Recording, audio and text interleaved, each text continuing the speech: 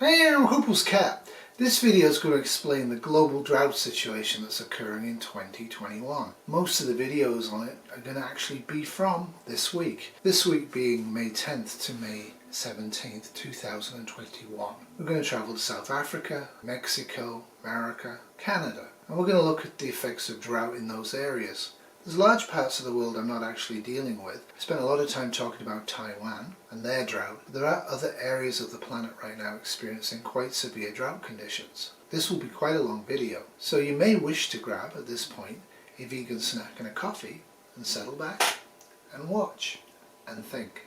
As people see the beautiful rock formations, they're also seeing firsthand what extreme drought looks like. I think it's a dire situation because we've expected and come to use more water than's actually available in the Colorado River system. USU water researcher David Tarbotton says we're in what's referred to as the millennium droughts, where water levels average about 20 to 30% lower than before. You combine that with the increase in use, then you get the reservoirs going down. So both Lakes Powell and Meade, which are the big reservoirs on the Colorado system, are at really low levels. Those low levels mean water managers have to make tough calls, Tarbotton explains. As society, we're going to have to make decisions about who gets the water and whether we need to sort of prioritize amongst the uses. Lake Powell sends water down the Colorado River and onto Lake Meade.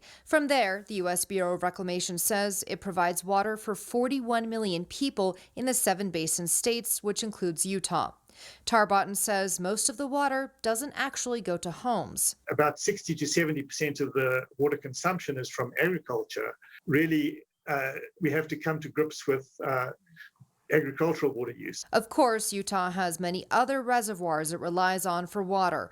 While others in the state are low, the Division of Water Resources says they're nothing like Lake Powell. It's taken several years for Lake Powell to get that low. We still want to be cautious because we don't know how long this dry situation is going to last or if it's going to be as hot as it was last year, which was record hot. Cautious to make the water we have last as long as possible. Of course, drought conditions are nothing new to that part of the world, but we rely on California and a few of the other states for a huge amount of the global surplus of food to feed the big population that we have. If we lose agriculture for a year or two or longer in that area in a significant way, the world will see severe famines, especially in poorer areas of the world like the continent of Africa.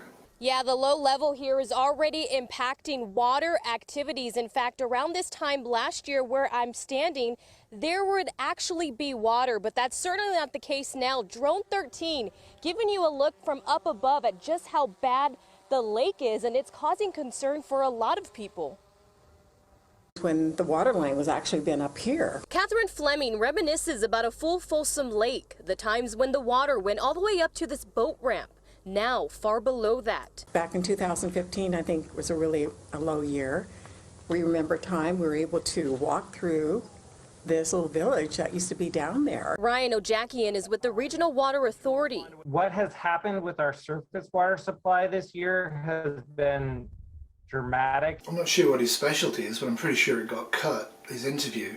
I could tell him it's dramatic. It looks dramatic. The issue here is not that they're having problems with water recreation, getting boats into the lakes to drive around and burn gasoline and fish. The issue is that 41 million people, directly or indirectly, reliant upon that source for their drinking water. Now there's a push from the RWA for its 20 water providers that serve about 2 million people in the Sacramento region to shift to using more groundwater than surface water to reduce reliance on Folsom Lake and the Lower American River. It's a move the city of Roseville is making now, in addition to asking customers to take action by conserving. One year you have water, the next year you don't. Of course, consumers and people in those areas are quite used to actually conserving, so I'm kind of wondering how much more conserving they can do. The old gentleman does bring up a point, and it's a point that's continually aimed at people who actually support climate change science, is that things vary and there are natural cycles. Of course, right now the globe is in a cooling cycle. The grand solar minimum is in effect starting to end, unfortunately, and it should have dropped global surface temperatures by about 0.4 to 0.6 centigrade. Doesn't sound a lot.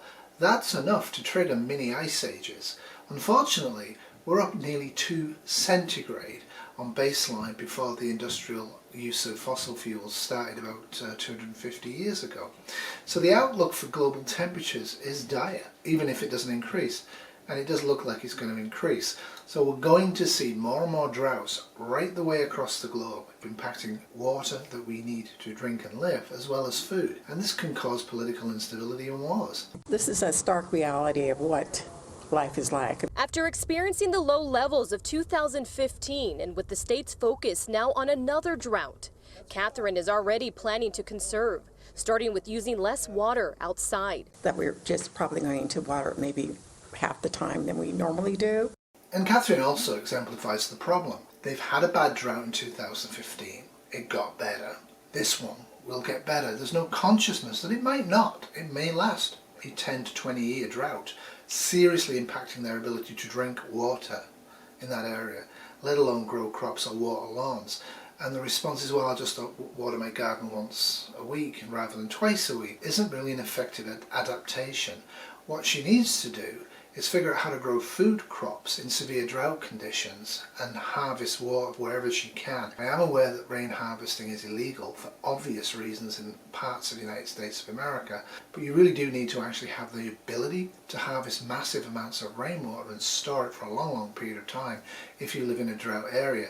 If you can't do that because it's illegal, have the ability to do it if and when local and federal government agencies are no longer able to enforce a ban. It's just bone dry. Looking out on his fields, all Chuck Fossey can really do is wait and hope that something is going to grow out in that dust and dirt. There's nothing there to support the seed and the crop to grow. You see it's about 1.5 inches of dry dirt before you start finding any moisture. He's seen drought before, but never a May like this. Still, he's trying, seeding deeper than normal, hoping to find some moisture. If we don't get a rain probably in the next 2 weeks, a nice general soaking rain, we're probably talking a crop failure out here in Manitoba. And this is, of course, one of my favourite countries in the world, Canada. That actually is the breadbasket of Canada and is a significant player on the world stage in terms of feeding the population, though nowhere near as big as California and the American Midwest. The fact that this farmer and farmers all across the planet are on TV, on video this week, May 10th to the 17th, 2020, saying they have never seen a drought this bad, should make everybody go, Just 1/3 of normal precipitation has fallen here this year. Further west you go, the worse it gets. Southwestern Manitoba and southeastern Saskatchewan, both considered to be under extreme drought conditions right now. One place you really see it is in the rivers. In spring, flooding is usually the worry along the Souris River near Brandon. That's it today. Those rocks are normally at least a meter underwater. This is a real telling fact. Bill Campbell is president of Manitoba's main farm group. He says drought is already impacting grains and livestock. You kind of hate to use the word drought, but I think we need to call it what it is at this point in time. We need days of rain, multiple day rain events. Climate researcher John Pomeroy says it's part of a broader North American drought. Hits to the Canadian economy could be severe. It's like losing the automotive industry out of southern Ontario, something on that scale of a severe drought. Some towns are worrying about water reserves. Forest fires are already flaring up in Manitoba. Chuck Fossey is just hoping for the best. Dry is dry, and nothing grows without water. Indeed, it would be a huge economic loss. But more than that, it will actually create a tension between Canada and America over the Great Lakes freshwater reserves and also other parts of the world, like Israel. There's going to be major problems. Turkey and Iraq, a whole bunch of countries in the world are having a massive and severe drought. The hardest drought in living memory of very old farmers, and they are blaming their neighbours upstream for taking too much water. This could be the start of the water wars that were forecast in the year 2000. You can see behind me the Great Salt Lake has receded dramatically here at the Spiral Jetty. In the past, it's been completely underwater. The famed art installation is seeing increased visitors, and it's bringing increased problems. The spiral jetty is a unique work of art created in 1970 by Robert Smithson. It's not what I would have thought, I guess, when I think of art or sculpture. Great to be able to go out there and actually touch, get on, move around, like a piece of art like that. Yeah, an interactive. More and more people are driving to this remote part of the Great Salt Lake to see it. Early last year, as many as 100 cars an hour. With the Great Salt Lake receding so much, it's creating some new issues for Utah's Department of Natural Resources, which helps manage the site. Given the drought, then those holes just kind of stay there and kind of create a hazard and a visual impact. Vehicles have gotten stuck, and people are actually driving on the spiral jetty itself to take pictures, which is illegal. Yes, the work of art that's normally underwater is at risk from human vandalism and stupidity. Also, the digging of crystals, which are creating holes, which are causing more instability in the landscape. Overall, people aren't reacting very well. They still have water coming out of their taps, they still have food in the grocery stores, and they still have gasoline. So they're driving to these drought areas as tourists to distract them, when what they should be doing is figuring out what's going to happen if the Great Salt Lakes continue to recede. Drought in Brazil is likely to have a drastic impact on the country's second and larger corn crop. Brazil actually harvests 3 crops of corn throughout the year, although the second crop is the largest and is considered the export crop among the 3. Key corn growing areas have gone weeks without a significant rain. Forecasts look bleak here in mid-May with little to no relief in sight. May is a big month in regard to crop production and weather. The corn market is in the process of discounting a disaster. USDA pegged Brazil's corn crop in total at 109 million metric tons in April. Private groups now estimate that the crop will fall to near 95 million metric tons, if not lower. Less corn in Brazil tightens the global balance sheets and could push additional export demand to the U.S. Traders will continue to watch closely. Of course they will. They will watch very, very closely, but it is concerning that Brazil is also suffering a severe drought and is also looking at reducing the amount of food it can export. But we are behind on average rainfall. It came in early last fall, which was always nice, but then went away about late winter, which usually we get a 2-week window break in February, and that's right about the timing for us to put on our first application of fertilizer, but then it rains again, washes in. Then we usually get a little bit of a dry spell in April, but then we always hope we get the rains coming back in May to help finish the crop off. And it's been relatively dry since about the second week of March. So we're definitely looking at our drought situation right now. So this global drought is also affecting the breadbasket of the world, Iowa. No surprise that the water supply would be impacted during drought situations, especially as California is now in its second year of drought. But it hasn't just been the last 2 years. California also experienced a long stretch of drought from 2012 to 2016. The state's facing major water impacts, but for those reliant on water wells in mobile home parks, rural communities, and areas where water district access is limited, the concern is growing. Now, a website here to help. The site is created by the Department of Water Resources after the last drought, but actually hasn't really been used or needed until recently. It allows users to explore their area and keep tabs on their water well situation. The age of a small, independent little water system with one well surviving a drought is probably a thing of the past, and how we harden them and prepare those communities for their future is important, and we're working really hard in that area. There's a lot of red dots there, and indeed a lot of people in the rural areas do feel that they're okay. For example, when we used to be on a well down the road, the well for us never went dry, but it had historically gone dry once, and what they did was they trucked in water and poured it into the well. Kind of a weird way of doing it, but it's a way that works and it has been used. The problem is if it's multiple communities over a large geographical area that are water scarce or water absent, that will not be a possibility to be done. So what we need to do as human beings and people and individuals and communities is look at how much water we have, how much water we're getting added, how much water we're taking out, and how can we make that amount of water sustainable during a condition of drought. Condition of drought that may be prolonged, very prolonged. We've seen this map behind me change drastically over the last couple of years. It's the drought map, and we break it up into categories, but we're now seeing something very worrying. 14% of the state is now 5 out of 5 exceptional drought.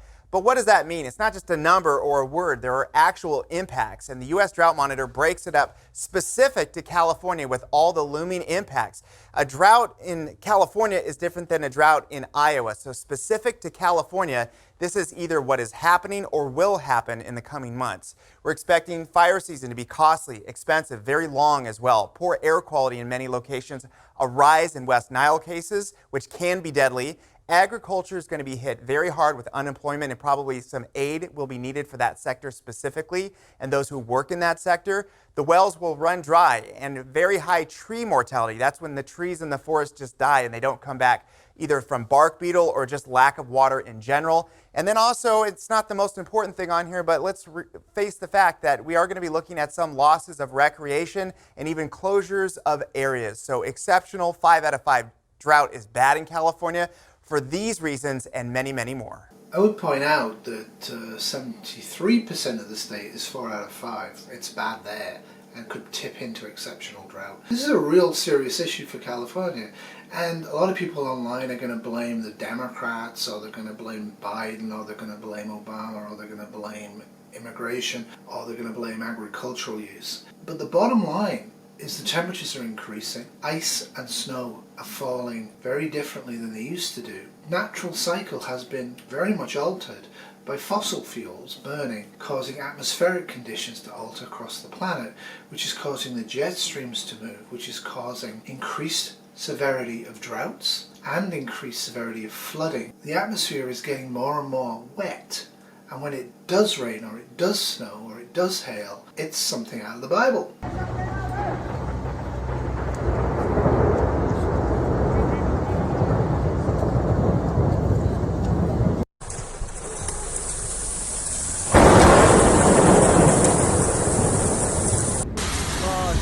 تبارك الرحمن سحاب أولى عدت وسحابة ثانية مقبلة.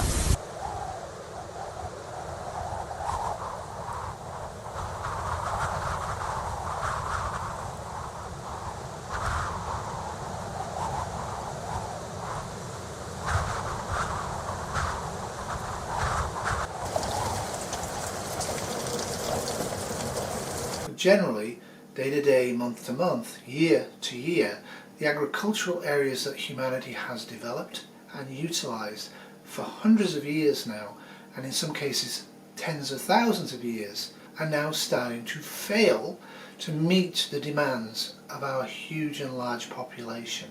And it seems to be getting worse. And it is global.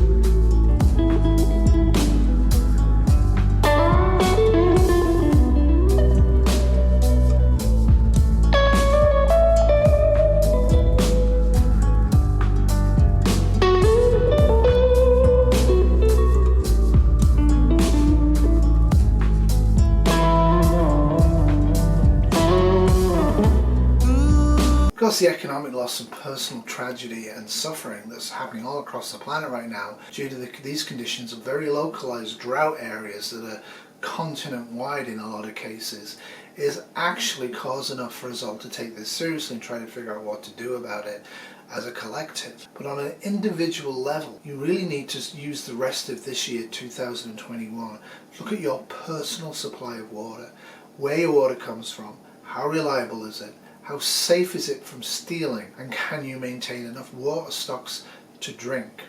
I'm not talking about washing machines, I'm not talking about swimming pools, I'm not talking about the lawn. Would you be able to have enough water to drink to maintain life if things get quite dire in terms of climate change affecting drought across the planet? So one of the things you need to do is look at that.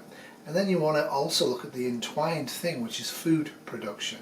Food production is absolutely critically dependent on water. I'm not putting it up because it's a long video, but people are trucking tens of thousands of salmon from the inland agricultural farms where they imprison these migratory animals to make food cheap.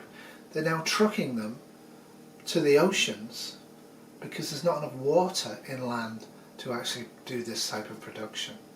Well, drought conditions are improving in some parts of the state. While eastern Massachusetts has seen their drought level hit 0, the western part of the state here is still remaining at drought level 1. That comes from the state's Drought Management Task Force, and it means our region is still in a mild drought as we head into the summer.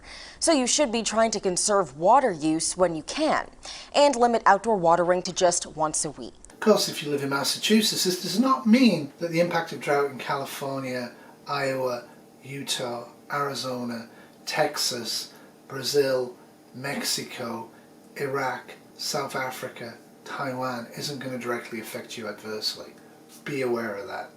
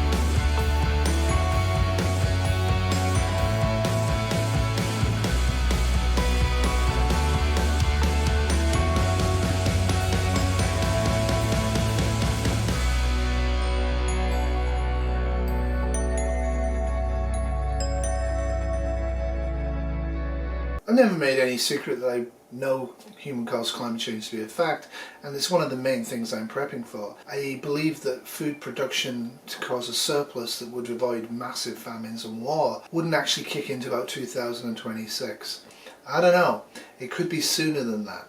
It could be within that 5-year period, and I am actually going to step up my water resilience and my water sustainability at the Shire at a higher level and a faster rate than I was actually planning to, based upon the current droughts that are going on. The gentleman is correct, but wrong. We're not destroying our planet. The Earth will be just fine. Many species on the planet may well be driven to almost extinction or extinction, and quite a few already are. And one of those species is you and me. The sky is full of promise as clouds gather, but it does not deliver any gift of relief. Farmers have been battling a 7-year-long drought. Most have had to reduce their herds as the veld, which gives Karoo lamb its distinct taste, has nothing to offer. The conditions is very dry. If you can see, it's very dry. And all of us, we struggle here to get some food for our animals. And even if it was for that sponsors, then we shouldn't make it, you know. They do not only battle the elements, but wage an internal war, ever looking up, pleading that rain will come. You talk to God. You pray inside. You walk with your kids and you talk like you talk with anybody else, and you talk with God and ask Him. And if we look at our kids, it's like a reminder that you must wat is glo? you must believe like a child. Yeah. The SA Water Warriors recently assisted a nearby community. But the need was so great that yet another call for help was made on its Facebook page. Most donations come from the public, offering anything from maize meal to diesel. The convoy that drove into Lanesburg brought not only aid, but hope. The tallest building in the world started with one brick. Look where it is today. Your one tin of food, your one can of water, your one packet of rice can make a difference. We're in a fortunate position. We can get water, for example, for 8 rand for 5 litres. There's how many families that go through a day with 5 litres of water. So your 10 rand that you think is small is water for a family for a day. Smith says as long as people are willing to give, the water warriors will continue with convoys to as many suffering communities as possible. When farmers in one of the most advanced countries on the continent of Africa are basically relying on food banks, that should give you cause for concern. Great news, you know, Thursday back here in the weather office, at least the last couple of weeks, have become a day of celebration because that's when the drought monitor is released. And take a look at the map here. Everything in gray: Sterling, Fort Morgan, Denver, Evergreen, Highlands Ranch, all the way up into Laramie and Cheyenne. In the gray area, that means no color, no advisory, no drought situation. So with the rain that we had Monday, Tuesday, and Wednesday, that has completely wiped out the drought in that area. Other areas not so lucky. So southeastern Colorado, we are still in the kind of the tannish to yellow color. That's moderate to severe in this location right in the middle here. And then if we look out west, nothing has changed out there. Everything in the deep red, which is extreme to exceptional out there. They really desperately need some water there. Let's take this full and you can see why there's such a difference. Everything out over the eastern plains has been anywhere from 4 to over 8 inches of rain in places like Fort Collins, Boulder, and Denver. And then you look at some of the rain reports out in western Colorado since January, only about 1 inch to just under 3 inches in some locations. That is just not enough to really get things going around here. With that said, Mackenzie, I do want to say all we need, though, then is a couple of weeks of dryness and no rain, which could entirely possibly happen this year. And then we're right back into this situation. So I'm not waving the all clear flag just yet. We have to get through the summer to really do that. I do find some news coverage interesting. Basically, most of Colorado is in bad drought or severe drought and has no sign of it coming out of it, but because of a geographical area, you got a lot of snow and rain over the last 2 weeks. It may be good, but it could be possible that this summer may be long and dry. Actually, it's almost a racing certainty. With everything localized, which is called weather, it could easily be different. It could easily be very wet there. It could be very wet where you live. You may not have seen any change in temperatures, particularly where you live. One of the things that we're talking about with climate change is global phenomena. So you can't look at a specific country or even a specific continent and say, that's the way it is, that's the way it's always going to be, and it's always going to get worse, or it's always going to stay the same, or it's always going to get better. There are natural cycles. Carbon dioxide in the atmosphere was very, very high when human beings didn't exist. And if it gets much higher as fast as it's going, human beings may well have a hard time surviving as a society and possibly as a civilization. This is probably the single most dire, direct SHTF threat that you're facing right now, is the change in climate across the planet, causing drought, causing mass flooding, causing a lot of instability, causing a lot of potential for actual warfare to break out, involving, in a lot of cases, nuclear powers. I didn't cover India and Pakistan. That whole area has been suffering a drought for quite some time because of the reduction in snowfall in the Himalayas and, yeah, huge numbers of people extracting more and more. So in conclusion, thank you very much for watching this somewhat lengthy video, but I think it's probably one of the most important ones I've ever made. I think it's very, very important that individuals take control, look at sustainability of their own water and their own food supply. I think increasingly as we go forward in time, it's going to be much more hard, maybe not impossible, maybe I'm wrong, maybe we have a Star Trek universe ahead of us, but I'm not looking where I'm sitting in Canada in 2021, in May 2021, feeling particularly optimistic about the opportunities that humanity will have to survive as a coherent, civilized society for much longer, given the fact that we are running out of water and we are running out of food and we have a huge innate capacity to kill each other oftentimes when it's not even in our own best interest. So it's not very much of an optimistic thing, and I'm not really telling you too much what to specifically do here. I don't really want to. If there's sufficient interest in this video, and you can let me know in the comments as well, I might actually do a follow-up video in about a week or two where I actually look at what a couple of preppers online have done to harden their resilience for water areas. And I want to talk about how you can actually generate water and keep water for yourself and your local community in conditions of severe drought. Is it actually possible to survive? Well, it is. Is it possible to thrive and build spaceships? Probably not. We traditionally grow the plants that we grow in our zones. We need to look at other zones. We look to look at much drier zones to the south of us and actually start to plant trees and fruits and vegetables that aren't drought hardened but actually thrive in drought areas and hot areas of the United States and Mexico. If we don't make a transition slowly over time, and we don't have much time, we could well be caught short. We might well find hunger and thirst to be something that isn't just occasional but is year-round. And I'm not really looking forward to that scenario, but there is a huge potential for that. Anyway, take care out there. Toodles. This has been a Wolfie Terrier production 2021.